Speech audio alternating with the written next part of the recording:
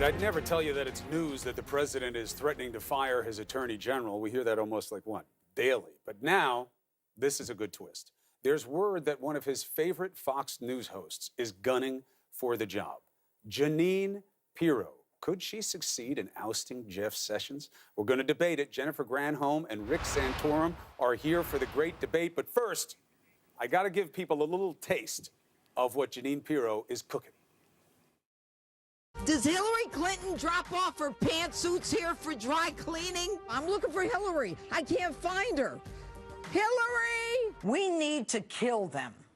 We need to kill them. If the devil called me and said he wanted to set up a meeting to give me opposition research on my opponent, I'd be on the first trolley to hell. Jeff Sessions is indeed the most dangerous man in America. The FBI is the crime family. There's a rat in the White House. And once we catch him, what do we do with him? Kill him? Okay, let me ask you this, Rick Santorum. The idea of Jeanine Pirro taking the job of Jeff Sessions. I know you support the senator, now Attorney General. I know you know him well. You think he's doing a good job. But we know crazier things have happened. What is your feeling about this? Make the case for Pirro, for or against. I'm not going to make. I know Judge Jeanine. I like her very much. I consider her a friend. But you know, she's stepped out of the public life and has gone into hosting a TV show. And as you can see, she is very colorful, very entertaining. In my mind, very funny at times. And that's her shtick right now. And she does a great job at it. And but that doesn't put you in a position for the highest law enforcement officer of the country. And the bottom line is she could not get confirmed to the United States Senate. And I don't think the president is up for any kind of battle in the Senate over an attorney general. I think it's one of the reasons Jeff Sessions is going to stick around for a while. But the reporting is out there, Governor Granholm. They are saying that the president likes her. He likes the way she represents herself. He likes the strength. What do you think of this? Whatever. I mean, come on. The president likes her because she's loyal. And what is he going to do? Clear out the whole Fox bureau and put them on his team? This ain't going to happen, Chris. I mean, I agree with Rick Santorum on something, which is that she's not going to be, certainly if she was appointed, she would not be confirmed. I think Lindsey Graham said last week that there would be holy hell to pay if Jeff Sessions were fired. This is not going to happen. Plus, I mean, she has a bit of whiff of scandal in her background, too. She already tried to be Attorney General of New York and lost significantly to another Cuomo. And there was a whole series of issues around her background that were raised in that. This is not going to happen. How about, Rick, the idea of needing people like you, voices within the party, to call out to the president and his team to say, stop doing this. Stop putting this out there. Stop undercutting our own. Stop trying to always create insecurity and pit people against one another. How come you guys don't say that? Well, I think I have said that, and many times, actually, unfortunately. I think I did say that Jeff Sessions, I agreed with you, that Jeff Sessions is doing a good job. Look, I don't agree, and I've been very public. I don't agree with everything Jeff has done. I think he did make a mistake. I actually agree with the president on recusing himself. But by and large, since he's been Attorney General, he has done his job, and he has done it in spite of all the criticism. I don't know too many people who could have put up with that. And as you said, he has very strong support on Capitol Hill. And the opportunity for making a decision on Jeff Sessions was before, not after he was nominated. And it's time for the president to move on and focus on getting a peace treaty with North Korea. All right, next topic. I can't believe Rick. Okay. Go ahead. If you can't believe something, I want to know. Rick, I just can't believe you would say that he did the wrong thing in recusing himself. It was like the one good decision that Jeff Sessions has made since being Attorney General. Jeanine Pirro calls him the most dangerous man in America, and I think for immigrants and for other people he is, but that was the one thing he did that was right. You disagree because? Well, look, First off, I don't believe in special counsels. I think they are exactly what we've seen here. They're a complete and utter distraction. 99% of the time, the thing that's being investigated is never the thing that's that ends up being prosecuted. It becomes a witch hunt for anything that is. It happens to be in the public square at the time, and it's a bad idea. We should trust our Justice Department. We should trust our FBI. We should have an open process without leaks, and people should be given the opportunity to be able to do their jobs in the Justice Department instead of making this political circus, which special counsels are. Yeah, the leaks are the least of the problem. Let's talk about something else.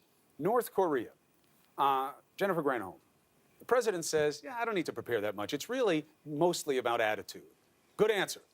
Come on. Oh, my God. So if Fake I it till take you the make bar... That's the bumper I'm just sticker saying, on the if I back take of the that's presidential vehicle. ridiculous. I mean, come on. If I'm going to take the bar exam, I'm going to go in and pass it with attitude. I'm going to go and take a final exam and pass it with attitude. Attitude without preparation is losing. There's millions of people whose lives are on the line here, and he is going to not do the preparation necessary. He doesn't read the briefings. He stays in the executive suite till 11 o'clock watching Fox News. He has never presided over a National Security Council meeting in preparation for a country that is unstable and is going to potentially launch nuclear weapons. Without preparation, I want a president who is prepared. You can have attitude, but be prepared. Rick, he can just wing it. It's really how you are in the room. Don, it was in the art of the deal. You win it with your eyes. I think the president will be fully prepared in the matters that are going to be at the level that he's having the discussion. I think that what I think the president's probably referring to is that all the minutia, which is vitally important, the devil's in the details in all of these agreements, are going to be worked out by people that, frankly, you and Jennifer and I would probably feel pretty comfortable working them out. There are national security folks, and they're the ones who are going to be doing the details.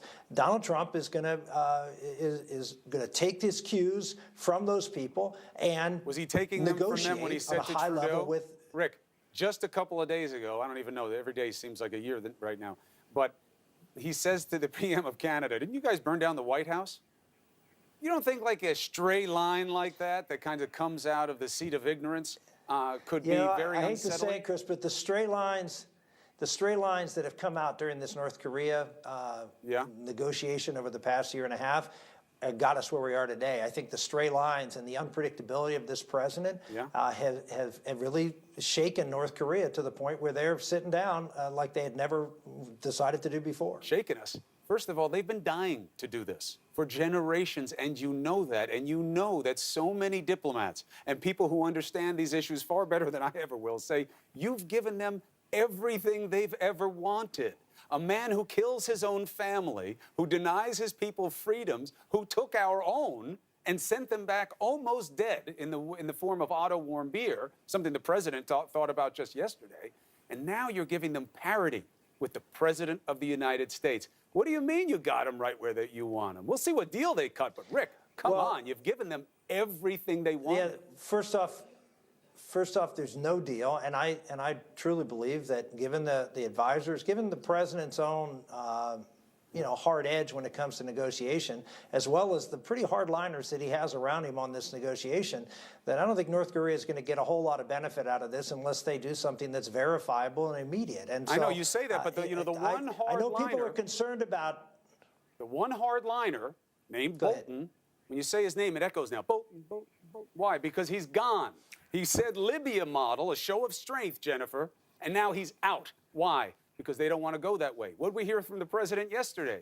Yeah, sweet letter, nice letter. Come to the White House, cookies and milk on me. Look, it's fine as a tactic, but let's be very clear. Do you believe that this is the Rudy Giuliani theory of why this is happening, that they're begging for this meeting in Korea because they're so scared? Are you asking me? Yes, Jennifer Granholm.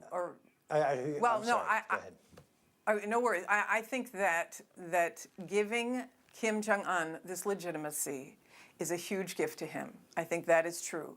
Donald Trump going into this meeting without being prepared is a sign, A, of laziness, and B, of complete ego.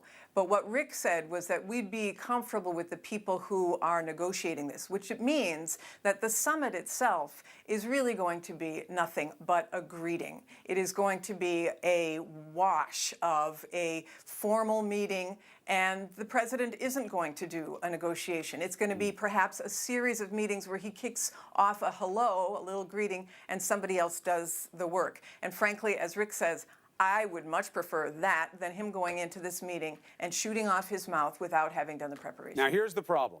I can sit here and say it's wrong for him to say he doesn't want to be prepared. You know, quick lines aren't what's going to get it done. And look at how he's treating the press, and look how he's treating different freedoms in this country. But you know what? The proof is in the polls. Rick Santorum, the president, is up in the most recent poll. He's at about the same level Obama was before the midterms, 44%, up from about 39%. So what is working for him? Obviously, the things that we criticize him for aren't affecting the polls. No, look, people are seeing that their lives are better. I mean, that's always Americans vote with their pocketbook, and you see unemployment, as was mentioned, lows. Contrary to what Bernie Sanders says, you're right, Chris. Wages have increased since the Obama administration. They were flat for the entire term of President Obama, in fact, declined originally. But now they are up, and they are increasing, 0.3%, which is one of the largest in recent memory. So, you know, people are seeing real economic benefits from President Trump's policies. They like the fact that he's fighting. I know Republicans and Democrats alike are concerned about the tariff fights, but I think a lot of Americans sort of like the idea that we're out there fighting with the Chinese and others to protect our markets and to protect our workers. So hey, all of these things just, I think, are sort of hitting stride for him right now. I think he has more work to do. I think Bernie's plan that he laid out in the earlier segment and the idea the Democrats are going to make health care the #1 issue going into this election is a huge liability for this president if they don't do anything. If they run on health care and we just ignore it, I think that is going to be a huge problem for the president. Especially after chopping up the mandate, and now that's going to be blamed for people for a premium pop, but we'll see how that battle plays out. Yeah, I don't think it's the big reason premiums are going up, but that is a legitimate thing to attack Republicans. You could certainly make the case, and the Democrats will. Jennifer, this is bad for you. It's the number. This is bad for you, though. These poll numbers, bad. First of all, we know that polls go up and down. Well, one thing has remained consistent throughout Trump's presidency is that he is underwater. And why is he underwater? If you look at the poll that you're referring to, the interesting part of it to me is that by a margin of 25%, people want to see in the upcoming midterms people who are put in power to check this president. Democrats on the generic ballot, the number is up 10%, or winning by 10%. Yeah, the economy is getting better. And as Bernie Sanders said, this is a worldwide phenomenon. And some people may be crediting Donald Trump. But that poll that you showed that his base is getting more and more in love with him, but the rest of the country are not getting more and more in love with him. And health care is the #1 issue on people's minds. So this is not, I mean, the poll, so he ticks up a couple in job favorability, but if the intensity of the Democrats in terms of how they want to vote in this election is 15 points higher, which it is, than Republicans, then Republicans have a lot to be concerned about. But the bottom line for our team is don't listen to the polls at all. Get out and work your butts off. Well, second problem for you is what you're about as a party. You know, it is always interesting to me that I think Senator Sanders still has to be at the top of the cull right now in terms of who you guys would put out for president, and he won't even join your party. You know, isn't there a little bit of concern within the ranks that the people who are doing well around the country aren't running as regular Democrats? They're running as locale specific. Look at Joe Manchin, okay? West Virginia senator says he's open to voting for Trump if he likes his policies in 2020. That's a new reality for your party, is it not? Well, there is no litmus test to be a Democrat. What we care Don't about, vote we do for the care other guy for about president. healthcare. Isn't a test for your party? Well, I mean, Joe Manchin cares about health care for people. He cares about affordable housing for his people. He cares about his people having jobs and wages, as do Democrats across the board.